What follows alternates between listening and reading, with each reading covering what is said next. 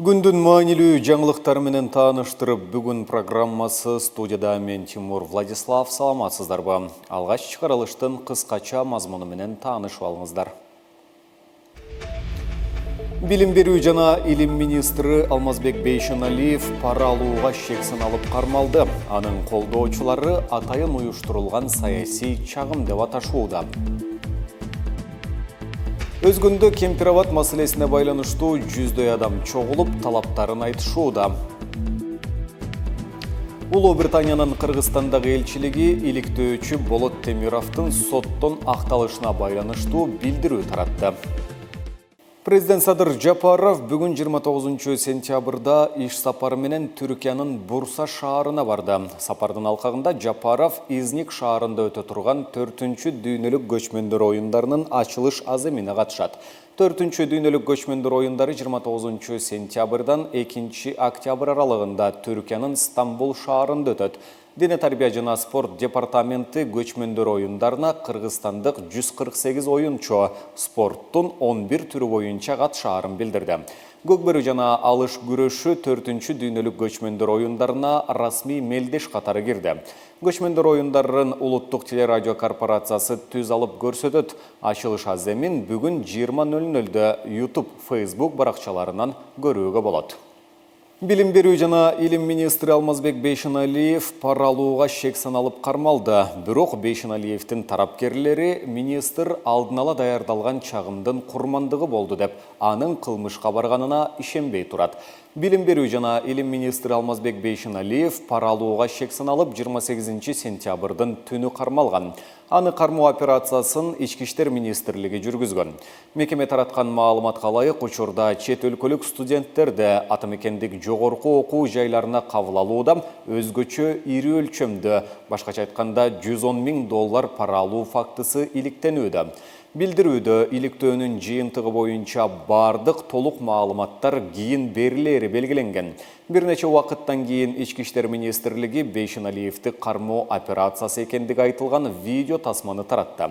Анда министрге түспөлдөш кишинин белгисиз адамдан ак түстөгү бир нерсе алары менен укук коргоо органдары келип кармаганын көрүүгө болот. Бул тасма кандай жагдайда тартылганы жана андагы адамдын пара алууга канчалык тиешеси бар экени аныктала элек.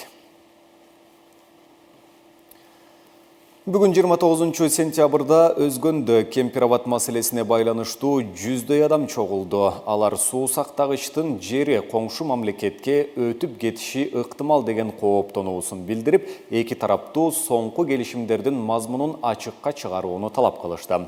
Талаптарын президентке жана парламентке жолдошту. 2021 жылдын 24-25 мартында Ташкентте чегараны делимитациялоо жана демаркациялоо боюнча Кыргыз-Өзбек өкмөт аралык комиссиясынын жыйыны өткөн. Ага улуттук коопсуздук боюнча мамлекеттик комитеттин төрагасы Камчыбек Ташиев катышкан.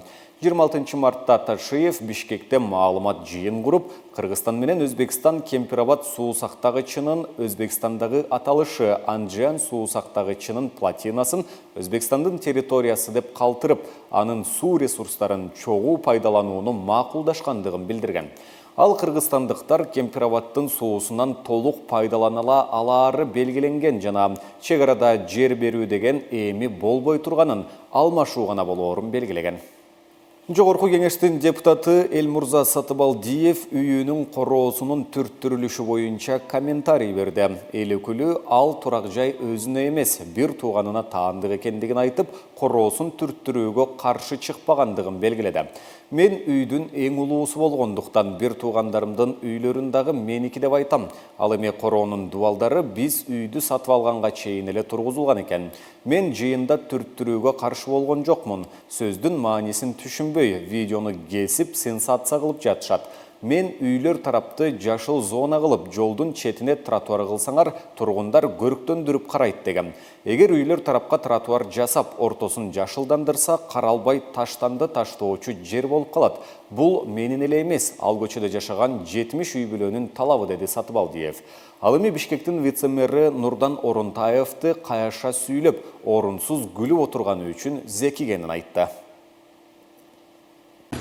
Я там не живу, не собираюсь. Это дом моих родственников. Но любого случая, как я всегда привык ответственно брать на себя. Пусть это будет сестра дом, пусть это будет моего родственника дом. Я сам в семье, я всегда говорю, это мой дом.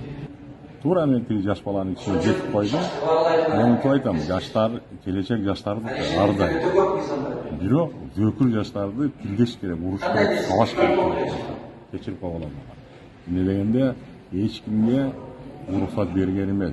Отуруп алып, зөөкүрлүк кылып, күлүп тамашалап, ошол жерде бир жалгыз кореянка аял киши келип, өзүнүн арызын комитетке айтып атса, өзүбүздө байкады мындай тартып алганын билбейм, эки мэриянын кызматкерлери жылмайып, мылжыйып отурушат. Аны ошолорго болгону сүйүр көрсөтүп койду. Мен мылжыңдабагыла, күлбөгүлө, уят нерсе, силер өсүңөр деп.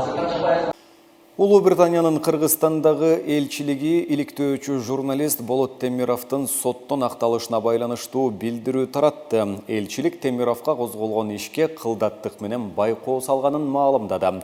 29 сентябрда таратылган билдирүүдө көз карандысыз журналистика Кыргызстан дайыма бекемдөөгө умтулуп келген демократиянын негизги бөлүгү экендиги айтылып, журналисттерге коюлган айыптар конкреттүү далилдерге негизделиши керектиги кошумчаланган. Мунун алдында Европа биримдиги жана АКШнын Кыргызстандагы элчилиги Темировго коюлган айыптоолордон актаган соттун чечимин кубатташкан. Бир катар резонанстуу иликтөөлөрү менен таанылган Темировду 28 сентябрда Бишкектин Свердлов райондук соту иликтөөчү журналист Болот Темировду маңзат жана паспорт иши боюнча актаган. Ал эми документ жасалмалоо деген берене боюнча айыптуу деп таап, бирок иштин мөөнөтү эскирип кеткендигине байланыштуу жаза чарасы чегерилген жок.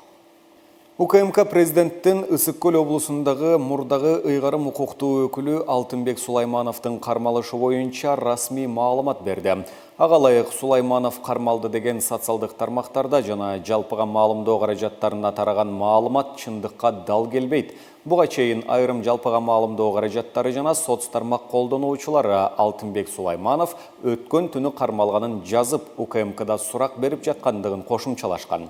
Саясатчы интернет колдонуучуларга өзүнүн баракчасы аркылуу кармалышы боюнча маалымат жалган экендигин жазып, суракка чакырган жок деп жооп берген. Буга чейин Сулайманов өз каалоосу менен кызматын тапшыргандыгын билдирип, иштен кеткен себебин дагы түшүндүргөн.